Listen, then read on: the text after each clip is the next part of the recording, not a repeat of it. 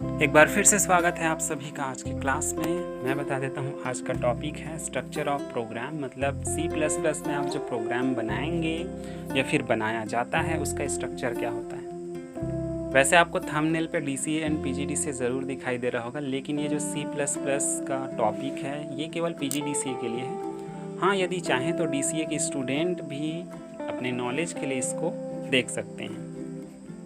तो एक स्ट्रक्चर क्या होता है, किसी भी प्रोग्राम को बनाने के लिए सबसे ज़्यादा ज़रूरी है किसी भी प्रोग्राम के स्ट्रक्चर को समझना कि वो आखिर बनता कैसे है। चलिए जान लेते हैं स्ट्रक्चर ऑफ C++ प्रोग्राम।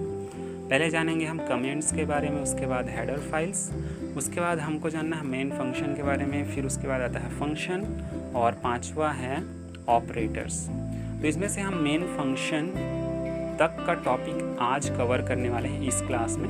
पहले देख लेते हैं कि आखिर कमेंट क्या होता है।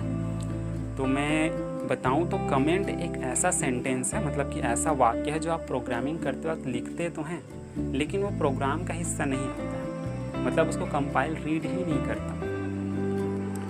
ये जो कमेंट्स होते हैं इनका यूज़ इसलिए किया जाता है ताकि किसी यूज़र को जो आपने प्रोग्राम में कोई स्टेटमेंट दिया है, कोई सेंटेंस लिखा है, उसको अच्छे तरीके से आप समझा सकें। ठीक है, तो इसको भी याद रखिएगा कमेंट का यूज़ क्यों किया जाता है और कैसे। वैसे कैसे यूज़ करना है ये तो प्रोग्राम बनाते वक्त ही ज़्यादा अच्छे से बता सकते हैं। फ़िलहाल के लिए कमेंट का यूज़ क्यों किया जाता है ये आपने जाना। उदाहरण देख लीजिए, मान लीजिए एक स्टेटमेंट दिया आपने किसी प्रोग्राम में कि C की जो वैल्यू है वो होनी चाहिए A+B के बराबर। अब इसको आपको किसी यूज़र को अच्छे से समझाना है तो आप क्या करेंगे, साइड में कमेंट लिख देंगे तो वो ज़्यादा अच्छे से इसको समझ सकता है। जान लेते हैं टाइप्स ऑफ कमेंट। कमेंट कितने प्रकार के होते हैं, ये केवल दो प्रकार के होंगे। पहला होता है सिंगल लाइन कमेंट और दूसरा होता है मल्टी लाइन कमेंट। नाम से पता चल रहा है सिंगल लाइन कमेंट मतलब ऐसा कमेंट जो आप सिर्फ एक सेंटेंस में लिखते हैं, एक वाक्य में, और दूसरा होता है मल्टी लाइन कमेंट मतलब कि जिसको आप एक से ज़्यादा वाक्यों में लिखते हैं। कमेंट के बाद जो इम्पोर्टेंट ऑप्शन है वो है हेडर फाइल्स का। वो जानेंगे हम लोग कि आखिर हेडर फाइल्स होता क्या है और इसका यूज़ क्यों किया जाता है किसी भी प्रोग्राम में। चलिए जानते हैं। तो हेडर फाइल्स नाम से आपको पता चल रहा होगा, हेडर मतलब हेड, किसी भी प्रोग्राम का सबसे ऊपर वाला हिस्सा, मतलब कि प्रोग्राम बनाते वक्त सबसे पहले आप यही लिखेंगे। तो एक जो हेडर फाइल होता है वो होता क्या है, इसको अच्छे से समझने के लिए मैं एक एग्जांपल दूंगा। हम माइक्रोसॉफ्ट वर्ड में कोई भी डॉक्यूमेंट जब बनाते हैं तो उसका पहले तो हेडिंग लिखते हैं और हेडिंग से ही हमको पता चलता है कुछ डॉक्यूमेंट के अंदर क्या है। जैसे मान लीजिए द काऊ लिखा है किसी भी डॉक्यूमेंट के ऊपर, तो आप आसानी से बता सकते हैं कि डॉक्यूमेंट में काऊ के बारे में लिखा गया होगा।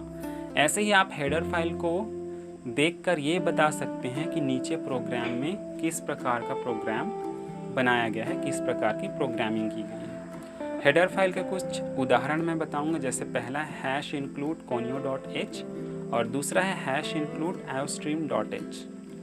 अब ये जो हेडर फाइल होता है ये भी दो हिस्सों से मिलकर बना होता है। पहला होता है प्री प्रोसीजर, जैसा कि आप देख रहे हैं स्टार्टिंग में लिखा है #include, तो इतना हिस्सा इसका प्री प्रोसीजर कहलाता है जो यह चेक करता है कि किसी भी प्रोग्राम में हेडर फाइल का यूज़ किया गया है और किया गया है तो कौन सा।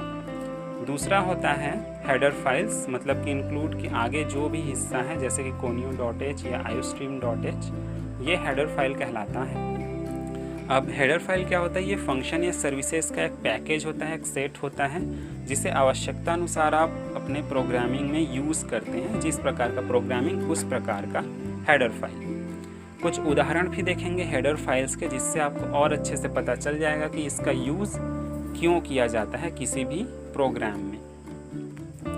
चलिए जानते हैं कुछ ऐसे हेडर फाइल जिसका बहुत ज़्यादा यूज़ किया जाता है किसी भी C++ प्रोग्राम को बनाने के लिए। पहला है, जैसा कि हमने अभी एग्जाम्पल में भी देखा है, conio.h। conio.h यूज़ किया जाता है किसी भी इनपुट या आउटपुट को शो करने के लिए। दूसरा एग्जाम्पल है iostream.h और इसका यूज़ किया भी जाता है इनपुट और आउटपुट शो कराने के लिए। लेकिन होता क्या है, दोनों में अंतर यह है कि iostream सभी तरह के इनपुट आउटपुट को शो करता है जबकि conio.h नहीं कर पाता। आप ध्यान से देखेंगे तो आईओ स्ट्रीम में आई और ओ लिखा है सबसे पहले, तो आई का मतलब होता है इनपुट और ओ का मतलब होता है आउटपुट। तीसरा है math.h, नाम के अनुसार आपको पता चल गया होगा कि ये यूज़ किया जाता है मैथमेटिकल ऑपरेशन को सपोर्ट करने के लिए। चौथा है graphics.h, ये भी नाम के अनुसार ही ग्राफिक्स से रिलेटेड जो भी सुविधाएं हैं वो एक प्रोग्राम को देने के लिए इसका यूज़ किया जाता है इस हेडर फाइल का। तो ये कुछ ऐसे हेडर फाइल्स हैं जिनका ज़्यादातर यूज़ किया जाता है किसी भी C++ प्रोग्राम में, तो आप इनको अच्छे से याद रखिएगा, बहुत ही आसान है। चलिए अब जान लेते हैं मेन फंक्शन के बारे में किसी भी C++ प्रोग्राम के लिए। तो किसी भी प्रोग्राम का जो मेन फंक्शन है वो किसी प्रोग्राम के एग्जीक्यूशन को बताता है, या फिर जो एग्जीक्यूशन है किसी प्रोग्राम का मेन फंक्शन के द्वारा ही किया जाता है। प्रोग्राम में मेन फंक्शन केवल एक ही होता है, भले ही यूज़र के द्वारा बनाए गए फंक्शन बहुत सारे हो सकते हैं किसी भी प्रोग्राम में, लेकिन मेन फंक्शन सिर्फ एक रहेगा। मेन फंक्शन समझने के लिए आपको एक डाटा टाइप जो है मैंने बताया था वॉइड के बारे में, वो भी आपको समझना पड़ेगा कि ये बताता है, वॉइड जो है बताता है कोई फंक्शन किस प्रकार का डाटा प्रोग्राम हो सकता है। फंक्शन के कंटेंट को फंक्शन बॉडी के अंदर लिखा जाता है। अब फंक्शन बॉडी के अंदर लिखा तो जाता है फंक्शन को, फंक्शन के कंटेंट को, तो उसके लिए कुछ चिन्हों का भी यूज़ किया जाता है C++ प्रोग्रामिंग में। उसके बारे में भी आगे देख लेते हैं कि कौन कौन से वो चिन्ह हैं जिनका यूज़ किया जाता है फंक्शन के लिए। पहला है कर्ली ब्रैकेट का। कर्ली ब्रैकेट यह फंक्शन प्रोग्राम बॉडी के लिए यूज़ होता है, मतलब जो भी प्रोग्राम का बॉडी होगा, जो मेन हिस्सा प्रोग्राम का, वो कर्ली ब्रैकेट के अंदर लिखा जाएगा। उसके बाद है स्क्वायर ब्रैकेट, यह रेंज मतलब प्रोग्राम का जो रेंज है, लंबाई या फिर उसकी जो लिमिट है उसको दर्शाने के लिए इसका यूज़ किया जाता है। इसके बाद है ब्रैकेट पैरेंथेसिस, जिसको नॉर्मली हम ब्रैकेट बोलते हैं। ये प्रोग्राम के पैरामीटर या फिर आर्ग्यूमेंट के लिए यूज़ किया जाता है। यहाँ पे ब्रैकेट्स के अंदर एक डॉट भी दिखाई दे रहा होगा आपको, उसको आपको लिखना नहीं है, ये एप्लीकेशन के कारण ऐसा आ गया है। तो ये था C++ प्रोग्राम के स्ट्रक्चर के लिए कुछ आवश्यक बातें। कुछ और चीज़ें हैं जो बतानी हैं अगले क्लास में।